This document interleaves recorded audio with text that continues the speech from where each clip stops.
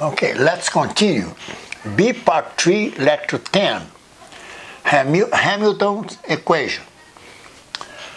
Now, you see, you derive Hamilton equations and see how it is important tools on the employing the differential equations in classical physics and classical mechanics. So, now let's recall. L is a function of Q1, Q dot 1, Q dot 2, and so on, Q dot n, Q1, Q2, and Kn, and T. So these symbols here, we can write just Q dot and Q and T. Q dot represents all these velocities, okay? And Q dot, Q here, represents all the generalized coordinates, and T is the time. So H is a function of P, you see, Q and T. By definition, partial L respect to Q dot I is equal Pi. Remember, I here, you see, is a Qi is the velocity, Pi is the momentum. So the Legendre transform from L to H, Lagrangian to Hamiltonian, leads to HPQT is Q dot I, Pi, L minus L, you see, Q dot, Q and I. This is exactly analogous to the function, okay, of x and y, and G a function of Px and Py, as we showed in previous videos, previous lectures. Now, observe that the velocity does not appear on the left-hand side. You see, there is no velocity over here. It's momentum and Q and T.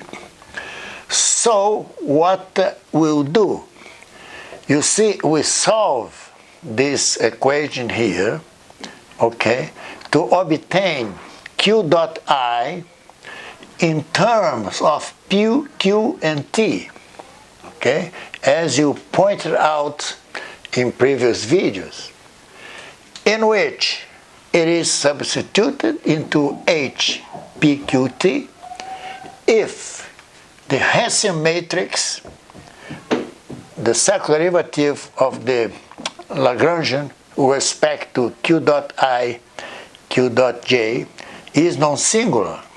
Then it is possible to obtain this Q dot I in terms of P, Q, and T. So let's move here. Okay, H function of P, Q, and T implies that the differential of H, you just extend this, the expansion of this, you can expand it, this just from calculus, okay? Differential of a function. Attention, here, H, we have four variables, H, P, Q, and T. P, Q, and T are the independent variables, and H is the dependent variable. So, on the other hand, the dH is D. Now here, I substitute H over here by Q dot P minus the Lagrangian of Q dot Q and T. That's what we obtained when we derived for F function of x and y, and G function of Px and Py. So, this is the definition, okay, of P is partial L respect to Q dot. In this case, you substitute this into equation over 2, this leads to, just substitute and see it. So dH is q dot dp plus p dq dot minus p dq dot minus partial L respect to q dq. You see, this will follow easily. And this here will cancel, okay? Because you substitute partial L respect to q dot, substitute by p. So this is cancelled. So dH is q dot dp minus partial L respect to q dq minus partial L respect to t dt. Attention now. From the Euler-Lagrange equation, we derived using variational calculus. Previously, we derived this relation here. So partial L respect to q is d of dt, attention now, of partial L respect to q dot, which this is p by definition, okay? This over here is p. So I can substitute, you see, d dt of p is q dot. So partial L respect to q is just p dot, okay, derivative of p with respect to time. Thus, I substitute and see it clear, okay, that dH is q dot dp minus p dq minus partial L respect to t dt. This is number 3.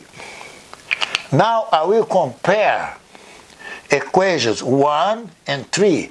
This is 3 and this is 1. You just compare and write q dot is partial H respect to p, and p dot is equal minus partial H respect to q, and partial L respect to t. Let's see. This is minus partial H respect to t. So attention now, the advantage to use the Hamiltonian equation is because they are a set of first order system of differential equation. You see, if you use the Euler equation for Lagrangian, you have a second order equation, okay? But that's an advantage. And there are a lot of advantage to use this Hamiltonian equation instead of the Lagrangian, because this has some dynamics, okay, behaviors, just to use this Hamiltonian equation, as we will see in next lecture. See, that's it.